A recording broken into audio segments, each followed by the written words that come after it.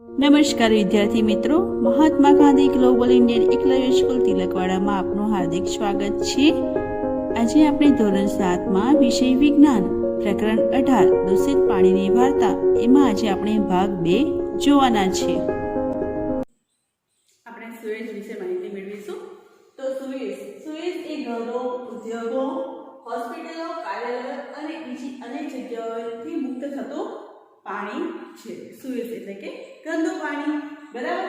તો સુએઝ એ નિલંબિત દ્રવ્યો, કાર્બનિક અને અકાર્બનિક ઘટકો, પોષક તત્વો તેમજ મૃતજીવીઓ અને રોગકારક સૂક્ષ્મજીવો તેમજ અન્ય બીજા સૂક્ષ્મજીવોનું જટિલ મિશ્રણ છે। અને આ જટિલ મિશ્રણમાં કયા પદાર્થો સમાયેલા છે જોઈએ આપણે કે કાર્બનિક અશુદ્ધિઓ। તો કાર્બનિક અશુદ્ધિઓમાં શેનો સમાવેશ થાય છે?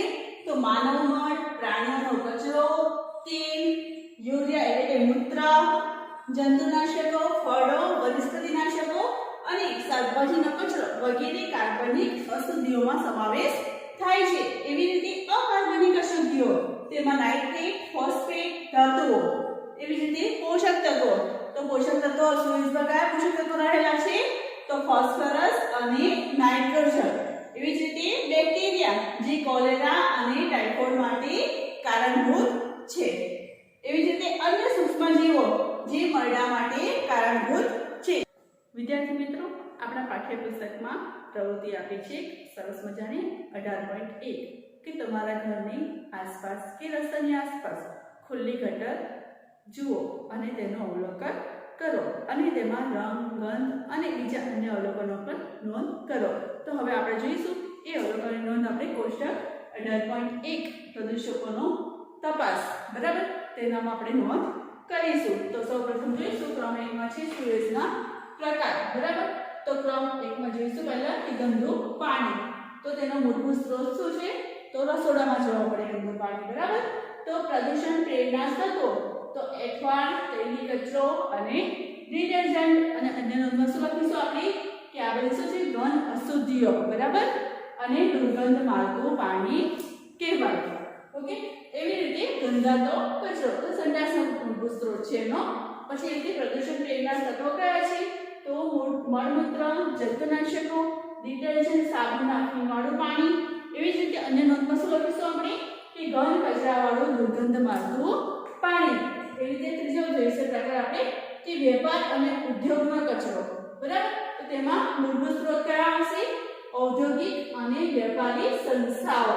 અને પ્રદૂષણ પ્રેરણા તત્વો કયા આપણે અવલોકન કરીએ તેમાંથી? તો રસાયણો, રંગો, ધાતુઓ, પ્લાસ્ટિક, કાર્બનિક અને અકાર્બનિક પદાર્થો। અને અન્ય નોંધમાં શું લખીશું કે અદ્રાવ્ય પદાર્થો વાળું ઘડા રંગનું રસાયણયુક્ત પાણી। વિદ્યાર્થી મિત્રો, તમારી નોટબુકમાં પ્રશ્નની નોંધ કરશો। ગંદા પાણીની સારવાર દરમિયાન શુદ્ધિકરણ માટેના જુદા જુદા તબક્કાઓ સમજાવો। સૌપ્રથમ આપણે આકૃતિ દોરીશું નોટબુકમાં। વિદ્યાર્થી મિત્રો, હવે આપણે ગટરના ગંદા પાણીને શુદ્ધ કેવી રીતે કરી શકાય એટલે કે એને વિવિધ તબક્કામાં વહેંચવા માટે આપણે વેસ્ટ વોટર ટ્રીટમેન્ટ પ્લાન્ટ વિશે સમજીએ। તો ગટરના ગંદા પાણીને 12 સ્ક્રીનમાંથી પસાર કરવામાં આવે છે, જેથી મોટી વસ્તુઓ જેવી કે લાકડીઓ, ચીથરા, પ્લાસ્ટિકના પેકેટ, હાથ રૂમાલ વગેરેને દૂર કરી શકાય છે। હવે ગંદા પાણીને અવસાદન ટાંકામાં લઈ જવામાં આવે છે, ત્યારે પાણીની ઝડપ ઓછી કરી દેવામાં આવે છે। ત્યાં રેતી, કાંકરી, પથ્થર વગેરેને નીચે અવસાદિત થાય છે। વિદ્યાર્થી મિત્રો, આપણે આકૃતિમાં જોઈશું। ત્યારબાદ પાણીને મોટા ટાંકામાં લાવવામાં આવે છે, જે મધ્ય ભાગ તરફ ઢળેલો હોય છે। મળ જેવા નકામા પદાર્થો તળિયે બેસી જાય છે અને સ્કેપર દ્વારા દૂર કરાવાય છે, જેને કાદવ કહેવાય છે। સ્કીમર દ્વારા તરતા ઘન પદાર્થો જેવા કે તેલ અને ચરબી એટલે કે ઊંજણ જેવા પદાર્થોને દૂર કરવામાં આવે છે। આ રીતે પ્રક્રિયા પામેલ પાણી સ્વચ્છ પાણી કહેવામાં આવે છે। વિદ્યાર્થી મિત્રો, આકૃતિ 18.5 માં આપણે જળ શુદ્ધિકારક ચિત્ર જોઈ રહ્યા છે, બરાબર। કાદવને અલગ ટાંકામાં અજારક બેક્ટેરિયા દ્વારા કોહવાટ માટે લેવામાં આવે છે। આ પ્રક્રિયાથી મળતો બાયોગેસ ઇંધણ અને વીજળી ઉત્પાદન માટે વપરાય છે। હવે વિદ્યાર્થી મિત્રો, આપણે આગળનો તબક્કો જોઈએ। તો શુદ્ધિકરણ પામેલ પાણીમાં હવા ઉમેરવામાં આવે છે। જેથી તેમાં ચારક બેક્ટેરિયા વૃદ્ધિ પામી શકે છે અને આ બેક્ટેરિયાની મદદથી મનુષ્ય મળ, ખોરાકનો કચરો, સાબુયુક્ત કચરો અને બીજા અનિચ્છનીય પદાર્થોનું વિઘટન થાય છે. વિદ્યાર્થી મિત્રો, આપણે આકૃતિમાં નિહાળીશું તો કેટલાક કલાકો પછી નિલંબિત બેક્ટેરિયા ટાંકામાં તળિયે એકઠા થાય છે, જેને ક્રિયાશીલ કાદવ તરીકે ઓળખવામાં આવે છે. ત્યારબાદ પાણીને ઉપરથી દૂર કરવામાં આવે છે. આ ક્રિયાશીલ કાદવમાં 97% જેટલું પાણી રહેલું હોય છે.